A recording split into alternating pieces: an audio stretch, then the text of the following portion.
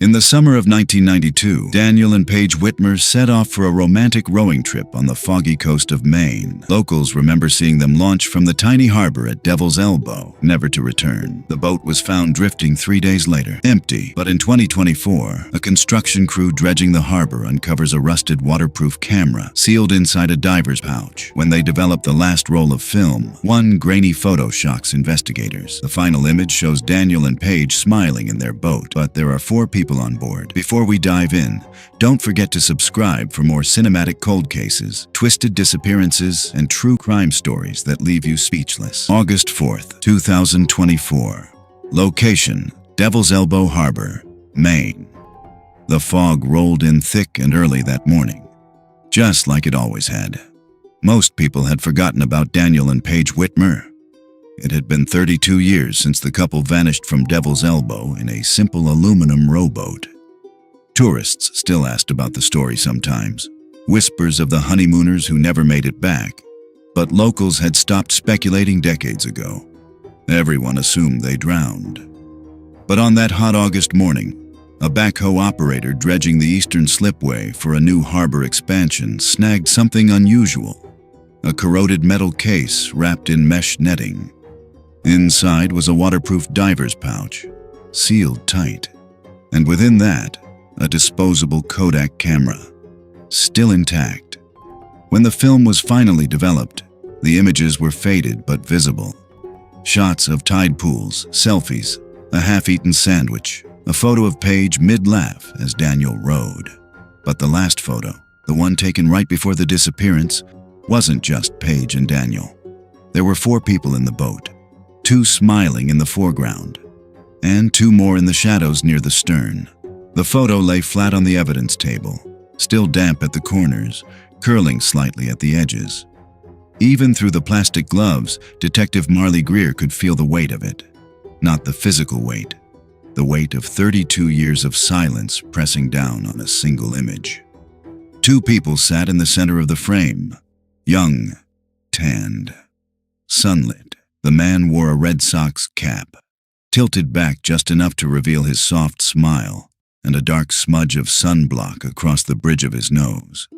The woman leaned into him, her cheek pressed lightly to his shoulder, her dark hair wind-blown and loose. She wore a simple tank top, a wedding ring just visible on her left hand.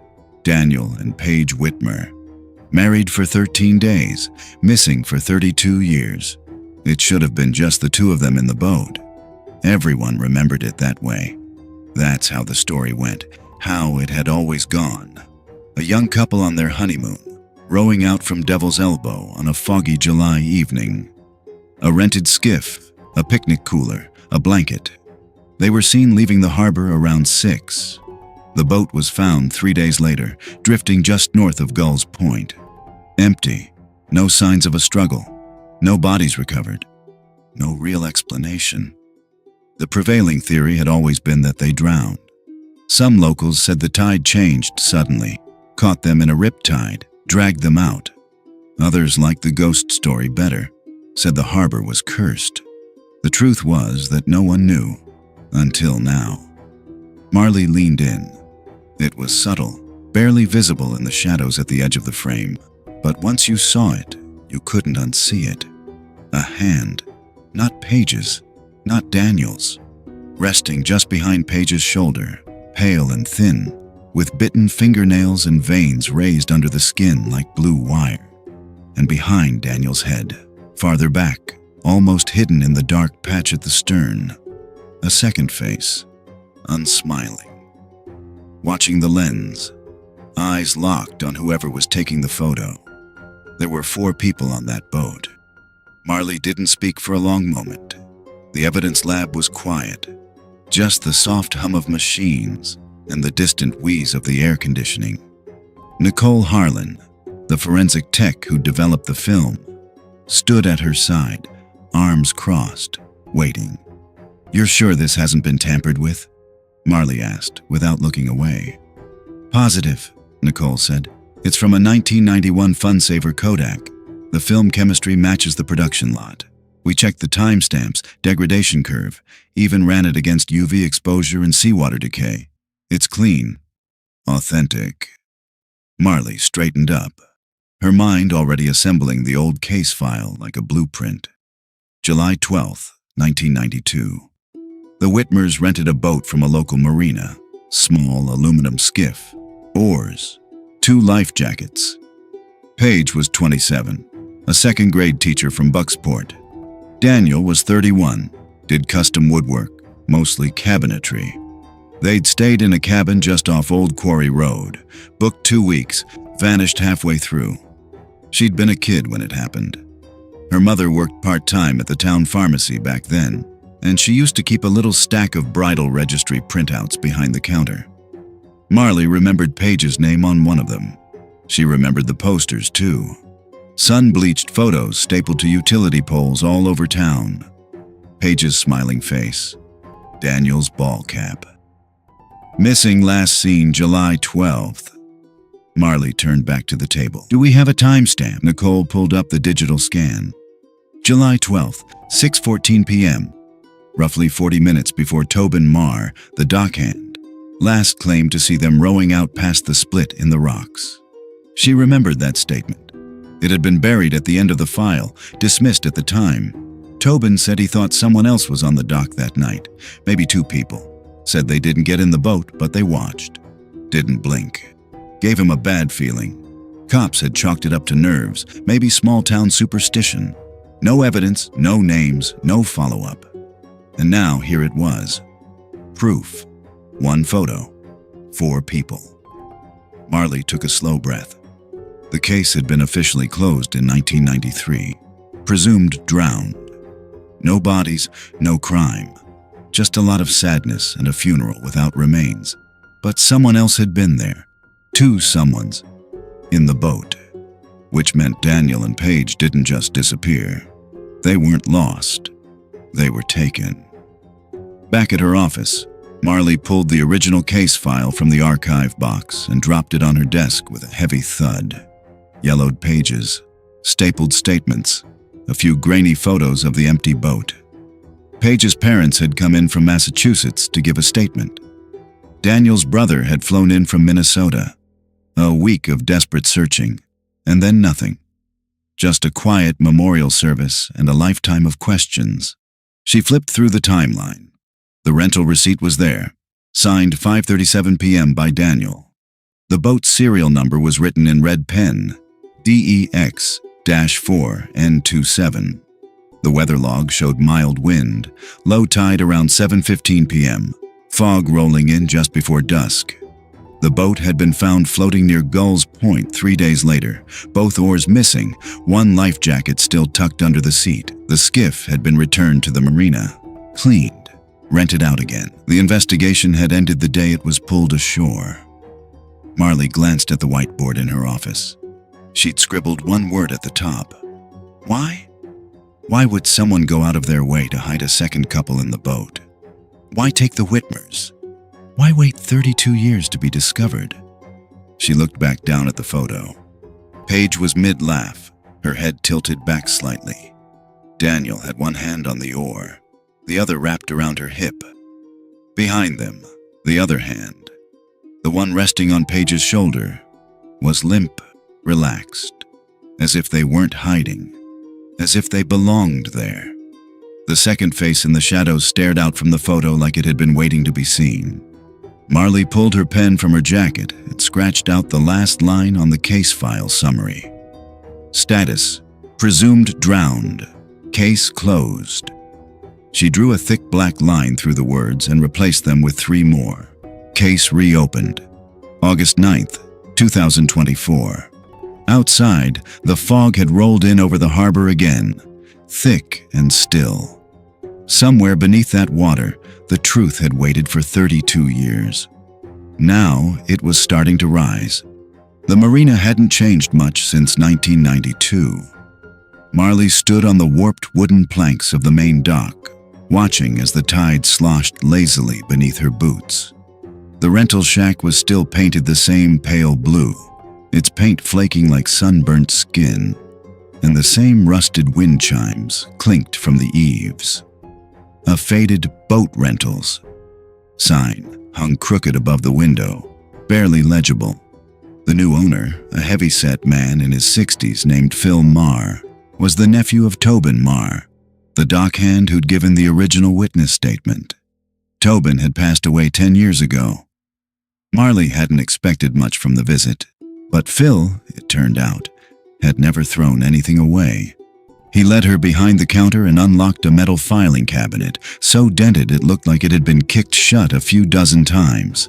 From inside, he pulled a ledger wrapped in a dry, crumbling paper towel. "This," he said, tapping the cover with a stubby finger, "is every rental record from 1991 to 1993. My uncle was old school, logged everything by hand." Marley flipped it open. The pages were smudged with grease and salt, and the ink had faded in places, but the handwriting was surprisingly neat. Dates, names, time out, time in, serial numbers, boat condition, July 12, 1992. Her eyes landed on the name, D. Whitmer, boat number 12. Serial number DEX-4N27. Signed out at 5:37 p.m. Estimated return, sunset. She ran her finger down the column.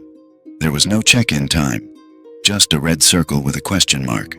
Phil scratched his chin. "My uncle marked it that way whenever someone didn't return a boat. Usually meant they were late or the boat had to be towed. You probably already know this, but that boat showed up 3 days later, floating near the rocks. Empty, damned creepy." Marley flipped to the next day, July 13th. More names, more boats. One entry stood out. Boat number 12 again. Returned at 6:12 p.m. Her brow furrowed. Did someone else use that boat before it was recovered? Phil leaned over. "What the hell?" He stared at the entry. "That's not right. That boat wasn't back until the harbor patrol dragged it in on the 15th. Marley examined the line. No signature, just the initials MT in shaky penmanship. Under notes, someone had written, "Returned late.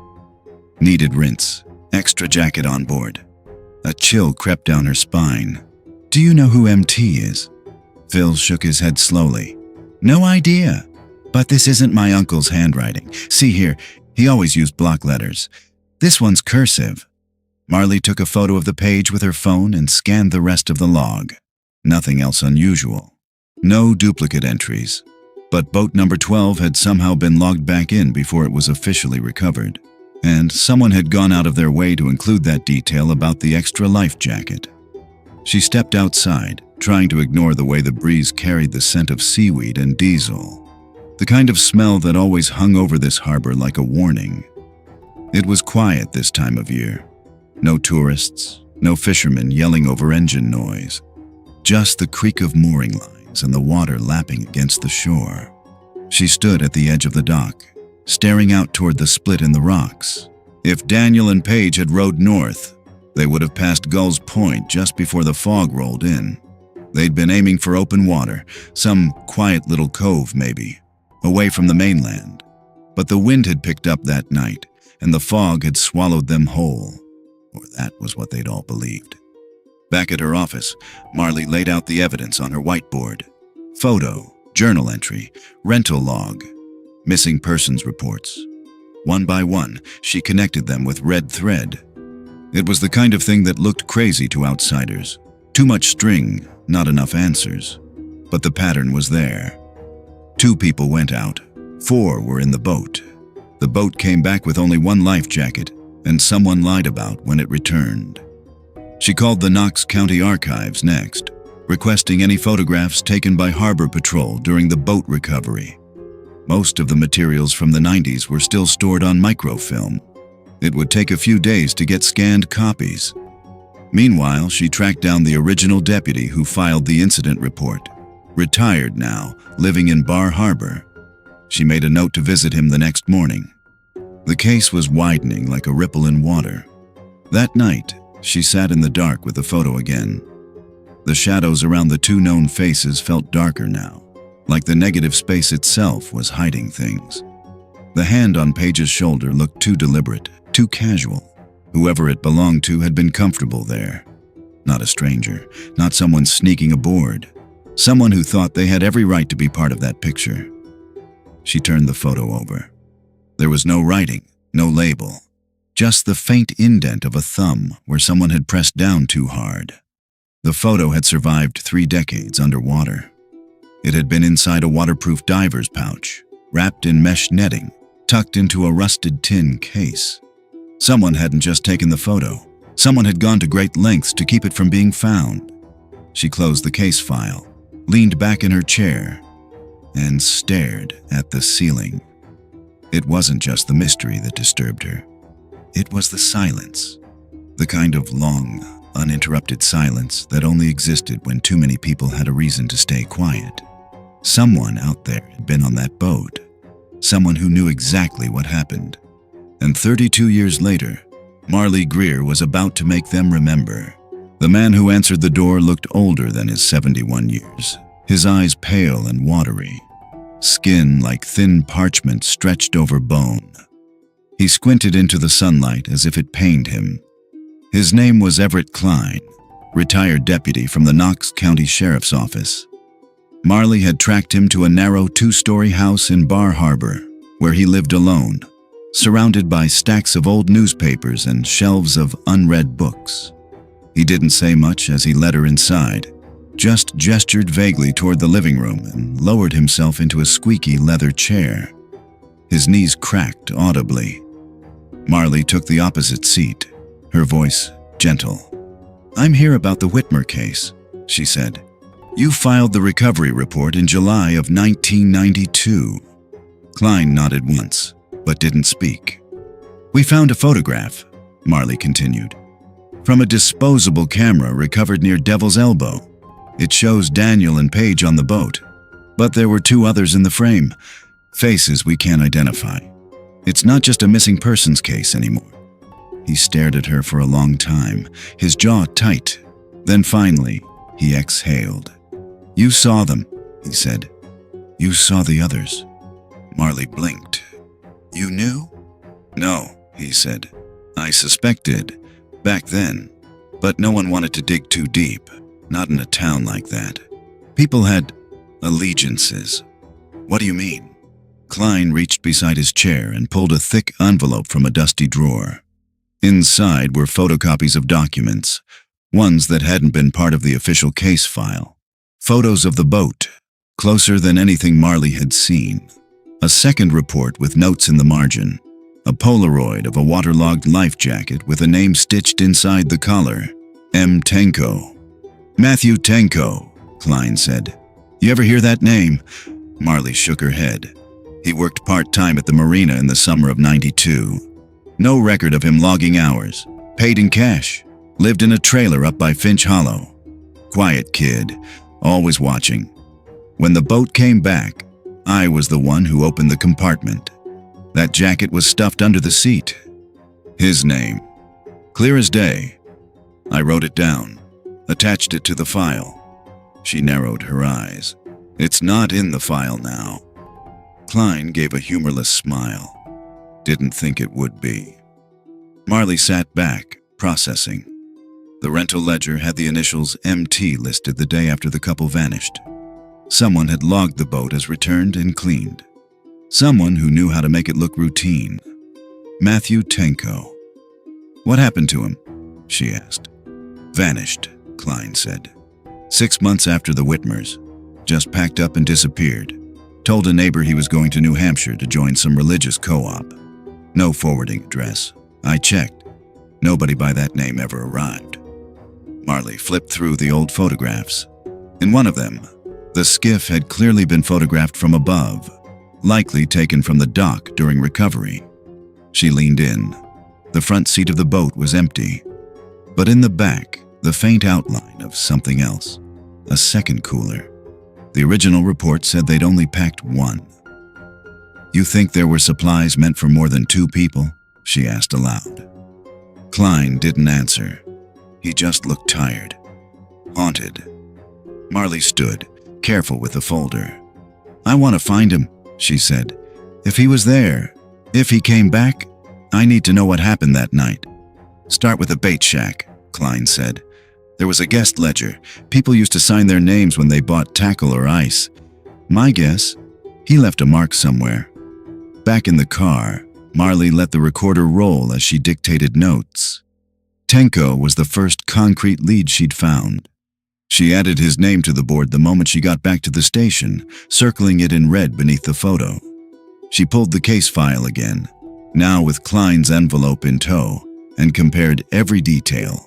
There was no mention of Tenko anywhere. Someone had scrubbed him out. The next morning, Marley visited the storage container behind the bait shack, the same one that had stood untouched since the early 2000s, when the business went under. With Phil Marr's reluctant permission, she pried the door open and stepped inside. Dust.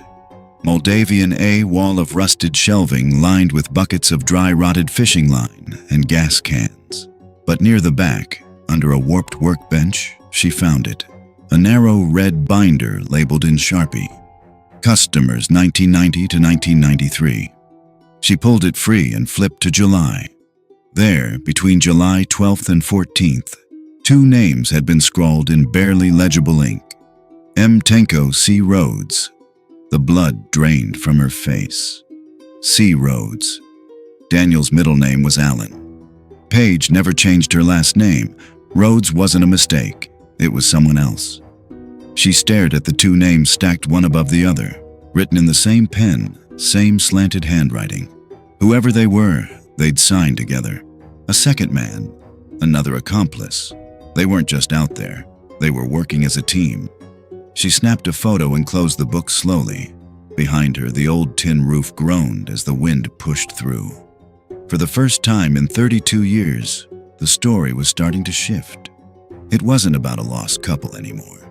It was about two men who knew exactly what they were doing and a plan that had worked. Until now. The name Rhodes echoed in Marley's head as she drove back toward the county archives. C. Rhodes. It hadn't appeared in any of the original case files. No record in the rental slips. No mention in Tobin Marr's statement. Not even a footnote in Klein's off-the-book stash. But now it was scrawled beside M. Tenko in the bait shack ledger, dated 2 days after Daniel and Paige Whitmer disappeared. The handwriting matched. Same slope, same pressure. They had been there, together, and they'd signed their names like they wanted to be remembered, or like they thought no one would ever look. She'd run Rhodes through the department database before heading out. Nothing in Maine, nothing matching the initials. But when she cross-checked against Klein's old records, specifically the old personnel files from a now-defunct correctional facility 2 towns over, she found something. An old intake counselor. Hired in 1989. Last name, Rhodes. First initial, C. Terminated in 1992. Weeks before the Whitmers vanished. There was no photo on file, just a typed resignation letter and a scribbled note that read, "Boundary issues with juvenile detainees. Termination mutual. Advised not to rehire." She stared at the file on her lap. Advised not to rehire was the kind of euphemism departments used when they didn't want to deal with the truth. The kind that got buried. Back at the station, Marley pulled the evidence photo from the wall. She focused not on Daniel or Paige this time, but on the shadowy silhouette behind them. The one watching the camera. The shape of the jaw. The buzzed hair. It wasn't clear enough to make out a face, but it wasn't nothing. She enhanced the contrast, brought the exposure down, sharpened the edge noise. Still fuzzy, still unclear. But the eyes? They weren't curious. They were studying. The expression wasn't one of surprise. It was control. Like whoever was behind that lens already knew how the day would end. She printed the image, cropped it to just the shadowed face, and labeled it with a question mark. By evening, she had a name. Clayton Rhodes, 59 years old. Last known residence, Freeport, Maine. His employment history included 2 youth camps, a security job at a hospital, and a 6-month stretch as a night shift supervisor at a juvenile detention facility. No criminal record, nothing that would raise flags to the outside world. But every job termination included vague language, inappropriate boundaries, Unorthodox behavior.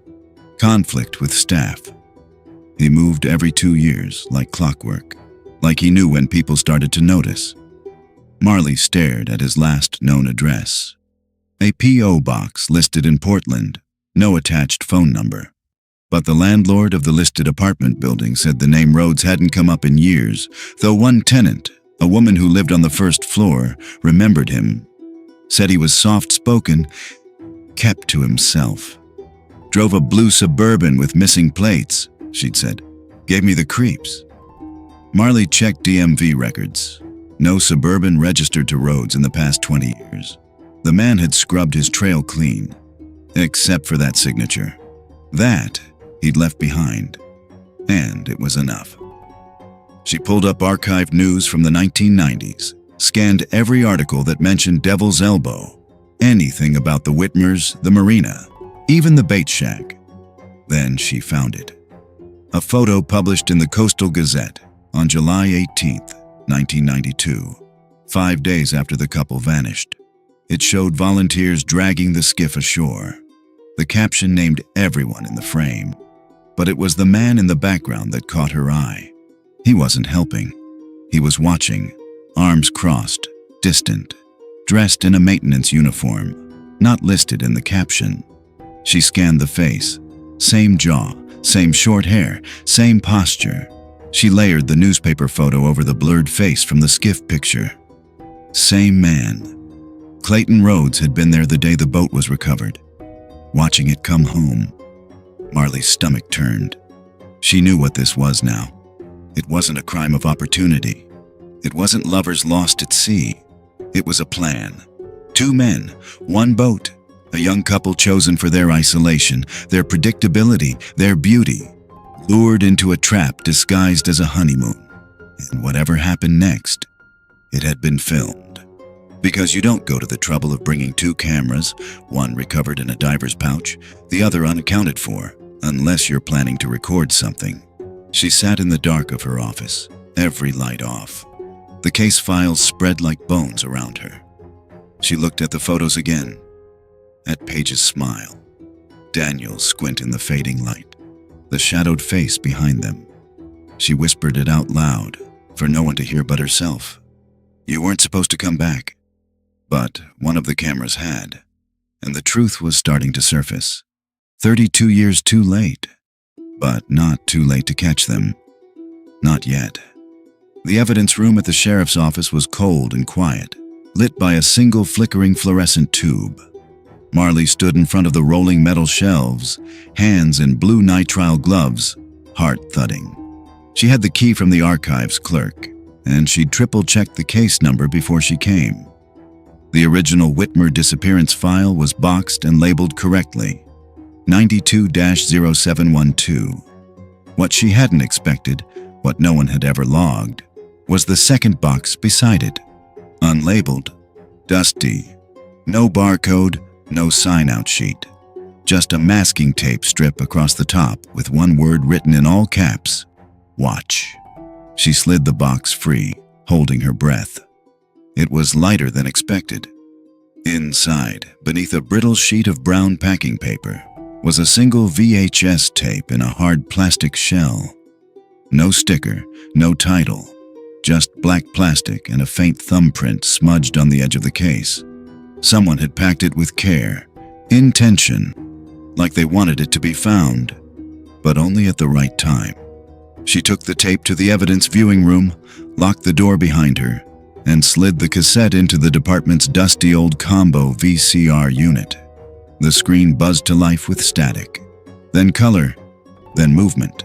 A date in the corner, July 12th, 1992, 6:32 p.m. The image was shaky at first, aimed at the floor of the boat. A cooler, Paige's sandal. Then the camera tilted upward. Daniel was laughing. Paige was mid-sentence, something about the tide, her voice soft and playful. They looked sun-drenched and unaware, like any other couple filming a vacation. But the angle was wrong. The camera wasn't in their hands. It was across from them, held low, slightly angled up, filming without their knowledge. Paige leaned toward Daniel, brushed something off his cheek, and smiled. The camera zoomed in slightly. Then the screen glitched. When it stabilized again, they were gone. The boat was still, empty, floating on calm water. 30 seconds of silence. Just the sound of water lapping at aluminum. Then a voice. Male. Calm. Slightly breathy. Ready? Another voice. Lower, closer to the mic. She's still warm. Marley froze. The camera jolted. Now filming someone's legs. Wet jeans, bare feet. The edge of a hand reaching down into the frame. A glimpse of dark hair. Paige. The camera moved again, now following as something was lifted. Arms, shoulders, head turned to the side. Paige was unconscious. Or worse, her head lolled. Her shirt was torn. The man holding the camera stepped closer, angling for a better view, but only for a second. The screen glitched again. Then it cut to black. Marley sat motionless, one hand still hovering over the pause button. Her pulse roared in her ears. Her mouth tasted like metal. It was real. The tape wasn't a rumor. It wasn't a ghost story. It was a record, and someone had taken the time to hide it. She ejected the cassette, slid it into an evidence bag, and sealed it with trembling fingers. Whoever had logged the original file hadn't included this. It wasn't part of the official inventory. That meant someone in the department, maybe back then, maybe since, had watched it and kept it buried. She opened the old property chain log. The last name to sign out any Whitmer evidence, Deputy Clay Merrin. March 1993. A year after the disappearance. 6 months before he retired early for personal reasons. Marley hadn't heard that name in years, but she remembered the rumors. Merrin had gone off the grid after leaving the force, moved out west, stopped returning calls, said he didn't trust anyone anymore. That something about the Whitmer case didn't sit right. She thought it was just small-town paranoia. Now she wasn't so sure. Marley scanned the video still and emailed it to Nicole Harlan in forensics, requesting enhancement. In the message, she didn't mention what she'd heard. She just sent one line. Need ID match on male subject holding camera. Time code 1807. Cross-check with suspected image of Clayton Rhodes. Then she stared at the screen. At the freeze frame. The one with Paige's face turned just slightly toward the lens.